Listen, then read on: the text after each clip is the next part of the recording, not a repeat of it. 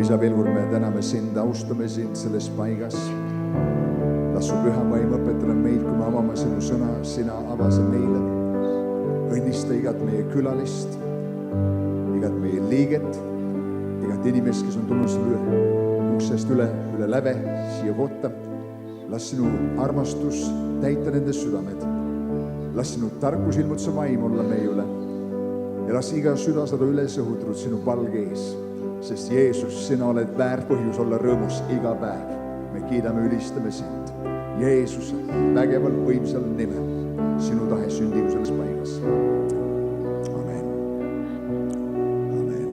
Nii, tere tulemast täna hommikul kogudusse. Kogudus tuleb kogudusse. Amen.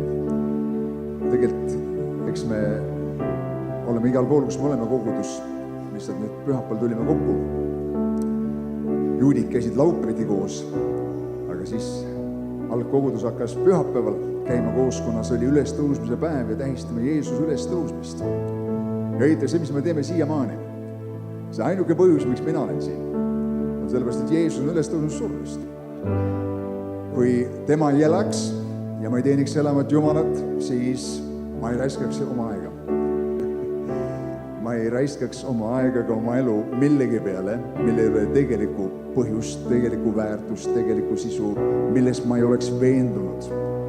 Sa ei tee 20 aastat, 30 aastat midagi, milles sa pole veendunud, kas pole nii. Sa võid paar kuud midagi teha ja siis lüüa käega, aga kui sa teed aastaid ja aastaid ja aastaid ja rasked ajad ja kergemad ajad ja põhjas ja tipus, aga Jumal on ikka sinu prioriteet, siis järelikult see on sinu veendumus, kas pole nii. Amen. Ja ma olen nii tänulik selle eest, et Jeesus ei ole mitte lihtsalt ainult väikene osa pühapäevasest elust minu elus, aga tema on minu elu keskpaik. Jeesus on minu elu. Amen. Sellepärast me teda teenime nii rõõmuga. Amen. Nagu kuulutatud on meie keskel meie kiriku juht, pastor Alur Uumpu. Ja Alur pidi tulema siia Vene kogudusse ja täna on siin Vene koguduse teenistus kell 3 ja kõnelema seal ja ma olin neljapäeval Toompea keskuses ja nägin juhtumisi pastor Alurit seal ja siis ta nimetas, et ta tuleb Vene kogudusse ja ma läksin tagasi kooli ja mul oli pea mõtteid täis, aga siis ma hakkasin mõtlema, et kuule, kui ta tuleb Vene kogudusse, miks ta ei tule Eesti kogudusse? See on mõni tund varem tulla. Kui andekad ideid ma saan tänu sellele, et ma õpin nii koolis ja tulen selliseste heade mõtete peale. Ja ma kirjutasin Alurile ja Alur ütles, et ta saab tulla, nii et tohutu hea meel, et meie kiriku juht Alur on meie keskel ja toomas Jumala sõna meile ja paljudest on valmis kuulama, mida Jumal sinu ellu tahab täna rääkida. Amen. Tänu Jumalale. Nii et ütleme meie armsale vennale, kes on tulnud Kuressaares Saaremaalt meie keskele, kes on meie kiriku juht, teeb head tööd ja kellega koos ma olin koolipingis koos, kes on aasta enne mind lõpetanud, aga tore vend, et sa oled meie keskel, me oleme tänulikud sinu eest, sinu teenistuse eest, sinu juhtimise eest meie kirikus ja ootame põnevusega, mida Jumal su südamesse on pannud meie jaoks. Nii et teeme üks suur rikas aplaus pastor Alurile. Amen.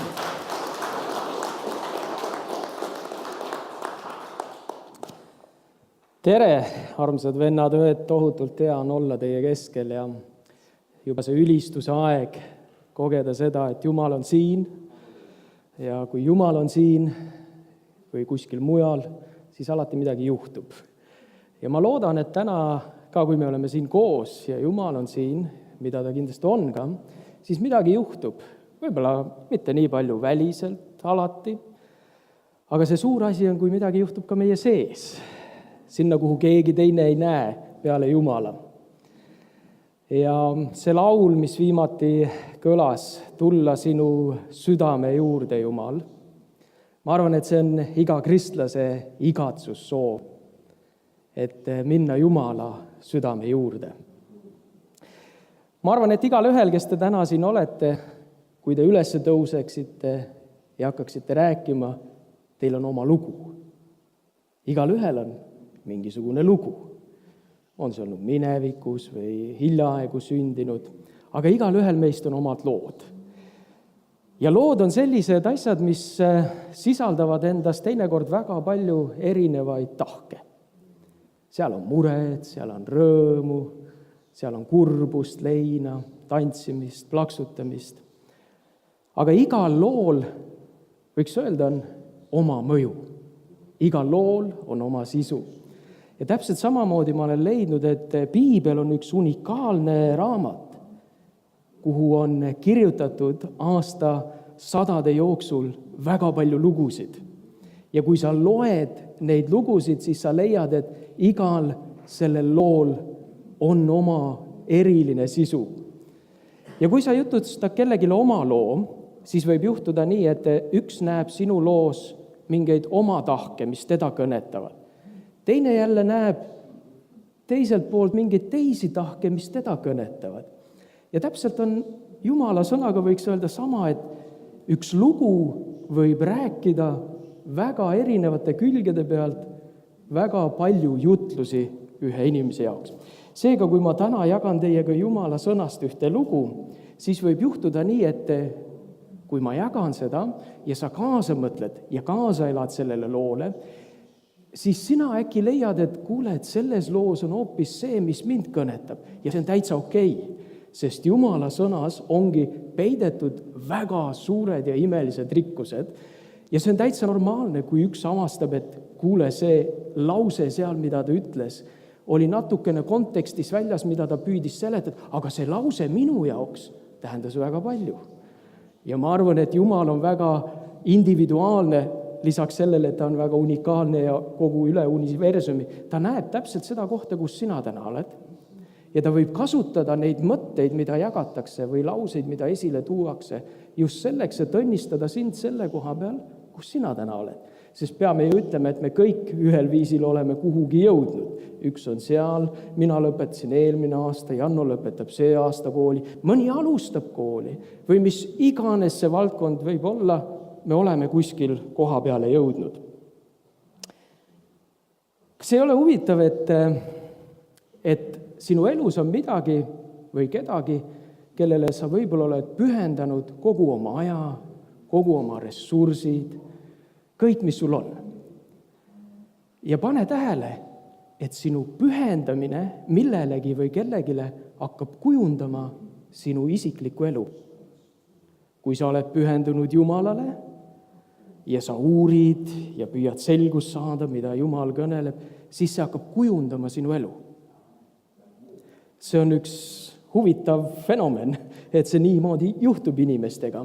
Keegi värske abielu paar võib-olla, kes on läbi armumise aja tulnud, mäletavad väga selgelt neid hetki, et iga moment tema elus ta mõtles oma kallimale, oma tulevasele. Kõik, mis ta tegi, ta nagu pühendas sellele, et leida see aeg, et olla temaga koos. Pühendamine kujundab meie elu. Ja ma südamest loodan, et täna, kui me pühendume sellele loole, siis mida ma toon, see kujundab mingil viisil meie elu. Ma olen leidnud, et selles loos, mida ma täna teiega jagan, on olemas kaks poolt. Nii nagu võib öelda, et päris paljudes lugudes on selline tohutu hea pool. Ja on olemas ka selline natukene võib-olla kurvem pool ja traagilisem pool. Aga lõpuks, kui inimene igatseb tulla Jumala ligi, siis ka need halvad pooled lõpuks Jumalal on võime keerata või pöörata inimese õnnistuseks. Ja see on temal võimalik. Aga lugu, mida ma teiega täna tahan jagada, on siis üks Vana Testamendi raamat, paljudele võib-olla ka juba tuttav lugu, aga siiski võib juhtuda, et sa leiad täna siit sellest loost midagi uut jälle enda jaoks. See lugu on Ruti lugu. Kui paljud teist teavad midagi Rutist? Jaa, tore. Siis teile on nagu see kontekst ja taust teada. Aga kes kätt ei tõstnud ja võib-olla ei tea palju Rutist, siis see lugu juhtub umbes 100 aastat enne, kui sünnib kuningas Taavet. Ja 1000 aastat ennem, kui sünnib Jeesus Kristus. Ja kui me täna istume siin, siis me ütleme, et see on üle 3000 aasta tagune lugu ja mis meil on pistmis selle looga täna. Aga ma lugedes seda lugu leidsin, et selle looga on väga palju pistmist, ükskõik mis ajastul teda käsitletakse. Isegi kui Jumal päevi kingib 4000 aastat hiljem, kui loetakse seda lugu, öeldakse, et tohutu kõnekas lugu. Aga see lugu on huvitav selle poolest, et siin on ainult 4 peatükki kogu selles raamatus. Aga selle 4 peatüki sisse on pandud, võiks öelda, et kogu elu olulised tahud. Mõtleda, kuidas see kõik siia ära on suudetud panna, on minu meelest juba Jumala ime. Ja see, kes selle raamatu kirjutas, Piibel ütleb, ta on olnud Jumala pühast vaimust juhitud. Ja loomulikult, see on ka ajalooline lugu, ehk see on tõesti sündinud lugu, aga selles loos ja üldse Jumala sõnas olevates lugudes on väga palju vaimulikku, mis puudutab meid kristlasi, mina usun väga isiklikult. Aga siin on siis lugu, mis algab niimoodi.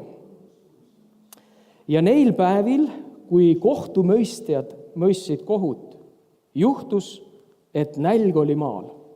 Ja siis läks üks mees Betlemmast Juudamaalt, et võõrana elada Moabi väljadel, tema ja ta naine ja 2 poega. Kas teil on piiblit kaasas, kus on Iisraeli kaart sees? Ma ei jõudnud midagi siin, et oleks saanud siin näidata, aga mul on siin taga üks kaart ja see on Iisraeli maa. Ja lihtsalt, et oleks nagu natukene selgem see kontekst, millest me täna räägime, siis kui sa avad selle kaardi, siis sa leiad siit sellise linna nagu Betlemm, mis on suht Jeruusalemma lähedal, 10 kilomeetrit. Ja teine koht, mis puudutab seda lugu, on teispool Surnumerd ja see on Moabi väljadel, nii et siia vahele jääb Surnumeri. Kui niimoodi vaadata, siis linnulennult see on 6-70 kilomeetrit, enam vähem. Kui sa lööd Google Mapsi täna sisse, et siia sellesse Surnumere taha jõuda idapiirkonna, siis sa ei saa siit minna kuidagi otse, vaid ta juhatab sind siit ringiga läbi suht Galilea järve äärest üle 300 kilomeetri. Ma ei tea, kas nad läksid paadiga tollel ajal või läksid ringiga, sellest Piibel ei jutusta, aga siin Piibli alguses 1. salm ütleb, et Betlemmas oli juhtunud see traagiline sündmus, et nälg oli tabanud linna. Kas teate, et Betlemmal on üks väga tähenduslik seletus, selle linna nimi, mida see tähendab? Ja see on leivakoda. Tähendab, see on paik, kus on alati ju süüa. Ja nüüd Piibel ütleb, et midagi juhtus seal, mida me täpselt välja ei loe. Ta ütleb selle kohta, et nälg oli tulnud maale, sellesse Betlemma linna. Ja seal elas üks perekond ja seal oli üks mees, kes arvas, et kui selline olukord tuleb, siis on viimane aeg sealt jalga lasta. Mis sa ikka teed? Aga mina olen tähele pannud oma usuelu jooksul, kui oluline on saada Jumalalt sõna enne, kui sa midagi ette võtad või otsustad. Sõna Jumala käest saab määrava tähtsusega sellele, mis hakkab juhtuma. Mees nägi nälga ja kui inimene näeb nälga, siis võiks öelda, et ongi loogiline, et ta laseb sealt jalga ja läheb otsib paiga, kus nälga ei ole. Ma ei loe ka siit 1. salmist, et see mees oleks võtnud aega ja palunud Jumalalt, Jumal, mis ma selles olukorras peaksin tegema? Kas jääma või minema? Ja huvitav asi on see, et leivakoda tabas nälg. Kuidas see asi saab juhtuda? Me võime mõelda oma vaimulikule elule tagasi, kas kui me oleme leidnud Jeesuse ja käinud koos temaga tõeline eluleib, kas meie elus on juhtunud seikasid, kus me ütleme, et selles kojas või Jeesus lähedal olus, ma olen korraga ühel hetkel tugevalt tundnud, et ma olen näljas. Või toome seda natuke laiemalt, toome selle koguduse konteksti. Me oleme täna siin koos, Jumala kogudus, me oleme kogenud ühte head ülistust, erinevaid Jumala väljendusviise, mida ta on avaldanud. Ja läbi aastate me oleme tänanud Jumalat, aga kas on juhtunud ka selliseid perioode, kus me tajume, et tead, ma olen siin, aga tegelikult ma tunnen ühte nälga. Tead, midagi nagu on puudu. Ma arvan, et see ei ole midagi uut nii-öelda staasikate kristlaste jaoks või koguduste jaoks. Ikka minnakse läbi perioodidest, kus on väljakutsed, kus on raskused, kus on kitsaskohad. Aga kui oluline on, et nende keskel oleks see tähelepanu, et nad suunatakse Jumal, mis me peame tegema selles olukorras? Kas minema või jääma? Siin oli Elimelek, see mees, kellel oli perekond, tal oli naine, tal oli 2 poega ja ta nägi, et nälg oli tulnud ja ütles, ma olen minema. Ma olen Moabi väljadele, tükk maad eemale sealt. Mina esitasin, kui ma lugesin Jumala sõna, võib-olla teed sina ka seda aeg-ajalt, aga sa esitad mingite kohtade peal küsimusi. Ja mina esitasin ka Jumalale või siis selle loo juures peatudes küsimuse, kas see mees võttis aega, et küsida, Jumal, kas see on sinu tahe, et ma lähen siit Betlemmast liikuma Moabi väljadele? Mulle tundub, võib-olla ma eksin, aga mulle tundub, et see pilk pigem oli rohkem selle peal, mis oli väliselt näha. Ja ta ei mõelnudki küsida Jumala käest, et mis ta tegema peab. Ta lihtsalt võttis oma naise, kes allus talle, ja oma pojad ja ütles, et me hakkame liikuma. Ja piibel seda teekonda ei kirjelda, aga ta teises salmis ütleb, et nad jõudsid Moabi väljadele. Kui ütelda, et kas nälg tähendab alati seda, et leivakojas ei ole leiba? Ei tähenda. Nälg võib tähendada, et mingisugune periood on, kus portsjonid on natuke vähemaks jäänud, mingi hetk, kus tuleb läbi minna, aga leivakojas alati on midagi, mida süüa. See ei ole kunagi tühi. Ja hiljem me näeme ka seda. Aga siin nüüd see perekond oli jõudnud siis Moabi aladele. Ja täitsa tead, kui ma selles kontekstis lugesin, ma täiesti ehmatusin mõne koha pealt selles loos. Kui nad jõudsid sinna, võiks öelda, et Moabi väljad olid täis rikkusi. Ja tõesti, seal oli viljakaid alasid. Moabi maal olid elamas inimesed, kes teenisid ka ebajumalaid väga palju, aga ühesõnaga nad jõudsid sinna ja üks traagiline sündmus teise otsa hakkab neid tabama.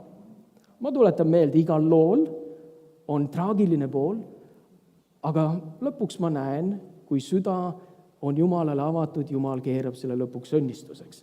Aga see traagiline pool oli seal, et nad jõudsid Moabi väljadele. Ja ei öelda, kui kaua see võis juhtuda üsna kohe. Elimelek sureb. Päris karm lugu. Sa oled võtnud ette terve teekonna ja jõudnud sinna ja nüüd korraga sind tabab nälja asemel surm. Kohutav. Okei, kuidagi tuli hakkama saada. 2 poega on alles ju. 2 pojal õnnestus seal maal abielluda ja nad võtavad endale naised. Ja piibel ütleb, et alla 10 aasta nad on seal maal elanud ja nad ei saa lapsi. No ma ei tea. Vanas testamendis, kui ei saada lapsi, oli see päris karm ja traagiline sündmus. Sa olid otse kui Jumalast üljatud, sinu peale ei vaadatud hästi, ühesõnaga ebamugavust kui palju. Aga ometi nad olid ju läinud, et leida Moabi väljadelt leiba. Aga nad ei olnud küsinud Jumala käest, kas see on Jumala tahe. Ja siis juhtub see, et tema pojad surevad. Kui teie naised panete ennast sellesse konteksti, ja te liigute kuskile, eks ole, ära, ja kõik see asi tabab teie nii-öelda elu, see ei ole sugugi lihtne. See on väga raske. Ja nüüd jääb see vaene Noomi kes oma südames kindlasti hoidis alles kontakti Jumalaga, ta jääb üksi oma minijatega sinna. Ja siis kuuleb Moabi väljadel Noomi seda, et Petlemmas, ja see on huvitav, kuidas siin Jumala sõna väljendab seda, 6. salmis 1:6. Ta võttis siis oma minijatega kätte ja läks Moabi väljadelt tagasi, sest ta oli Moabi väljadel kuulnud, et Issand oli hoolitsenud oma rahva eest, andes neile leiba. Kas sa paned tähele? Tegelikult Petlemmas ei olnud leivast puudu. Jaa, võib-olla ei olnud seda nii rikkalikult kui varasemalt, aga alati oli leiba, et ta rahvas saaks toidetud. Alati on kogudustes leiba, et olla toidetud. Tulevad kriisihetked, tulevad rasked katsumused. See ei tähenda põgenemist. Need on vaja läbida. Muidugi, ma arvan, Noomi võib-olla oleks jäänud, aga ta oli sõnakuulelik oma mehele. Respekt selle poole pealt Noomi ees. Aga see tõi kaasa väga traagilised olukorrad, sest ei oldud küsitud Jumalalt, kas minna või jääda. Aga lugu hakkab minema järjest paremaks.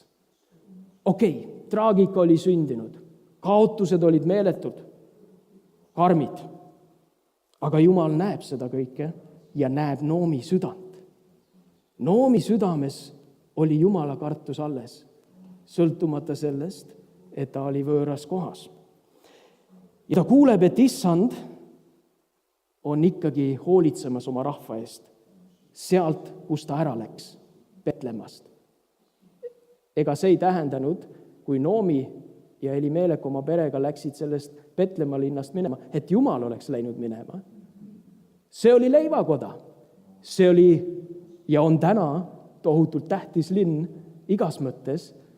Seal on sündinud kuningas Taavet. Lõpuks oli see linn, kus sündis Jeesus Kristus.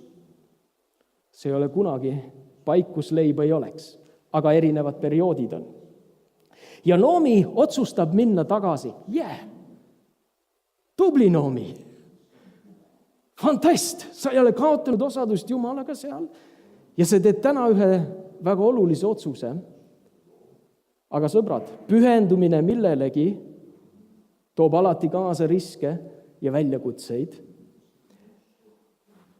Noomi otsustab minna tagasi.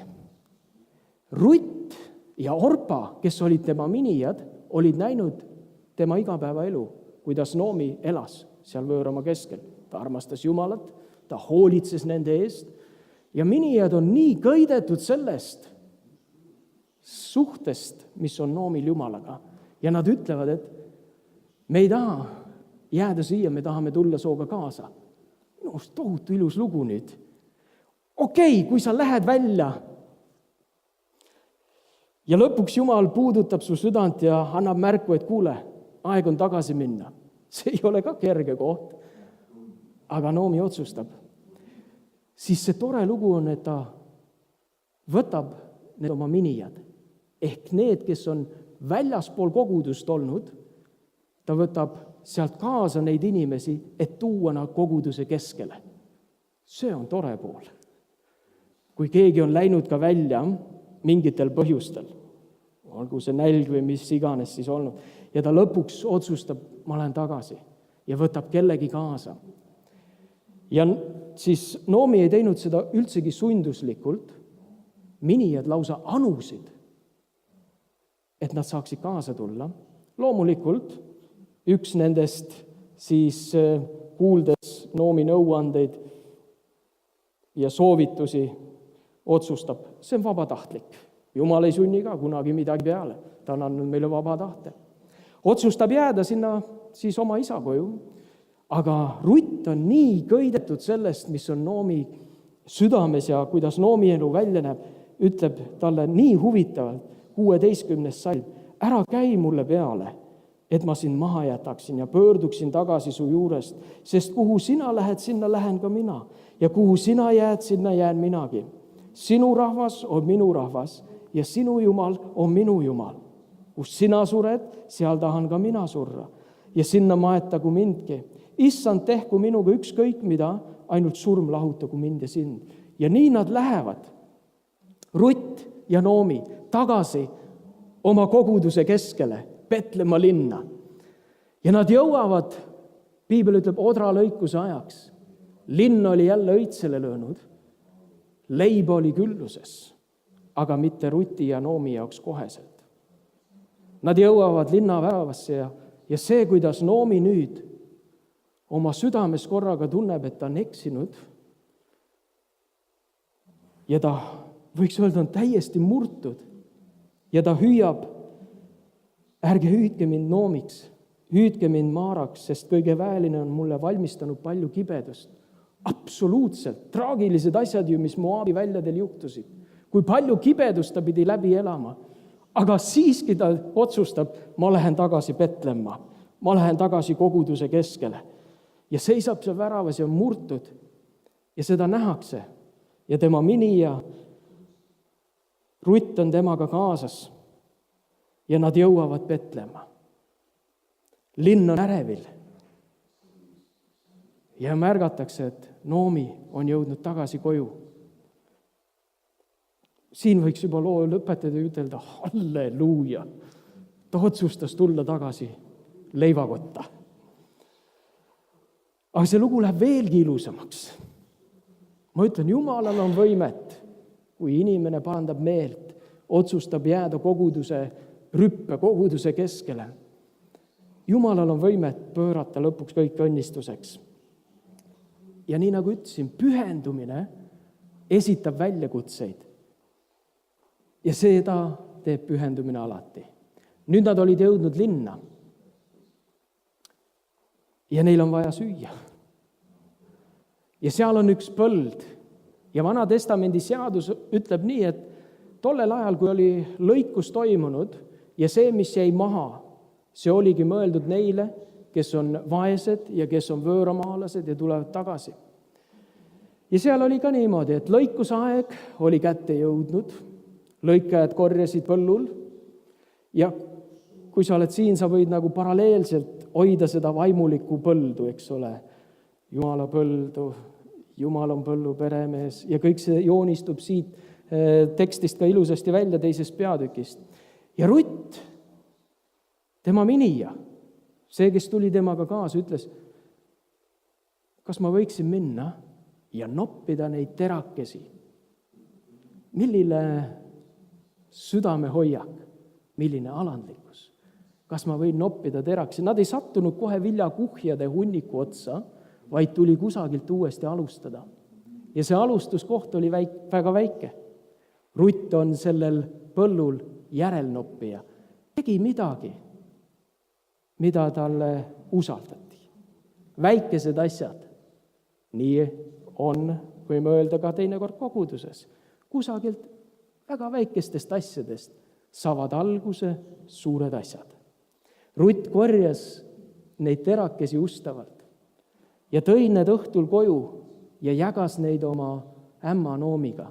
Piltlikult öeldes, sa tood kedagi kaasa Jumala koguduse keskele, siin jagatakse Jumala sõna, mõned ainukesed raasukesed, võiks öelda terakesed, võib-olla langevad tema südame põllule ja rohkem ei midagi, aga ta hoiab neid seal, ta hakkab jagama neid nii-öelda selle staasika kristlasega, hakkab jagama neid Noomiga.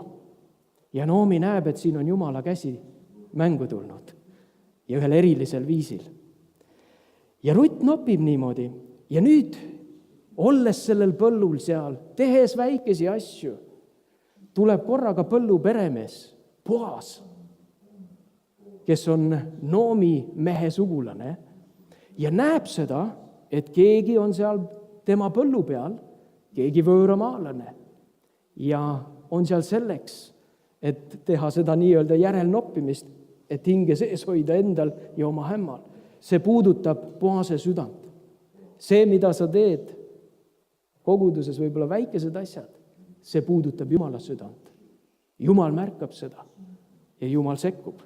Ja Boas ütleb oma meestele ja töötegijatele, põllul. See tähendab, võime tuua pildi, et Jumal ütleb midagi kogudusele, kui sellised asjad hakkavad juhtuma. Ja ta ütles, et jätke midagi enamat neile maha, olge nende kõrval, et nad saaksid tasahaaval rohkem endale koguda. Siin on midagi, mis puudutas minu südant koguduses, vennad-õed. Jumal ütleb, et meil tuleb olla nende kõrval, keda tuuakse kaasa, et anda neile tasapisi rohkem ja rohkem. Ja kui sa seda lugu loed, siis need teised töötegijad seal põllul jätsidki natuke rohkem maha. Ja põllu peremees ütles, et ärge puutuge nendesse, ärge tehke neile midagi halba, olge nende kõrval, aidake. Ja siis Jumal sekkub väga erilisel viisil. Siin siis Boaz sekkub sellesse väga erilisel viisil.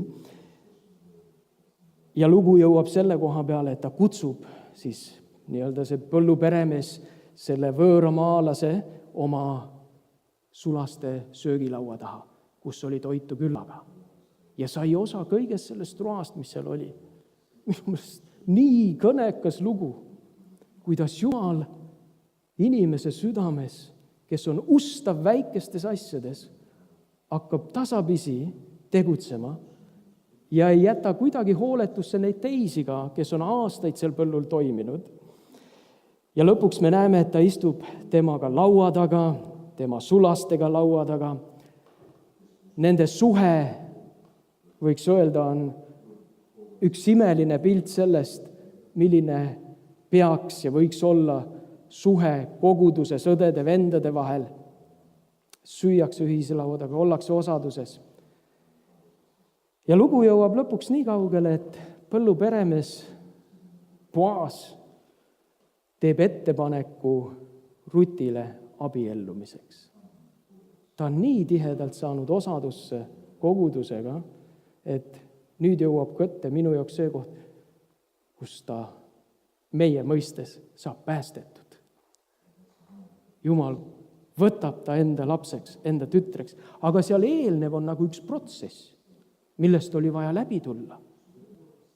Oli vaja läbi katsuda. Ei olnud kerge ka Rutil, olles võõramaalasena võõrarahva keskel. See ei olnud kerge. Ta ei osanud ette aimata, kuidas temasse suhtutakse. Ta ei teadnud, mis teda ees ootab. Aga teda kõitis Noomi siiras usk elavasse Jumalasse.